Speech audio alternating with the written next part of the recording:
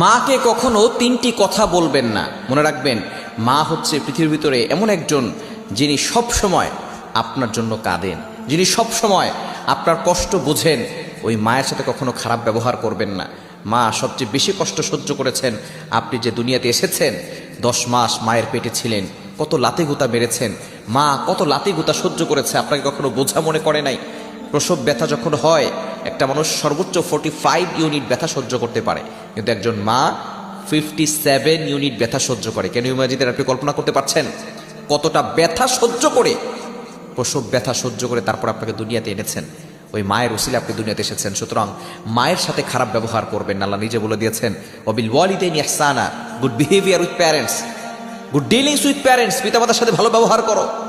মাকে কখনো তিনটি কথা বলবেন না। নাম্বার 1, 1 নাম্বার হচ্ছে, মা যদি কোনো কিছু বলে আপনি বলবেন না তুমি কিছুই জানো না। যেই মা আপনাকে শিক্ষা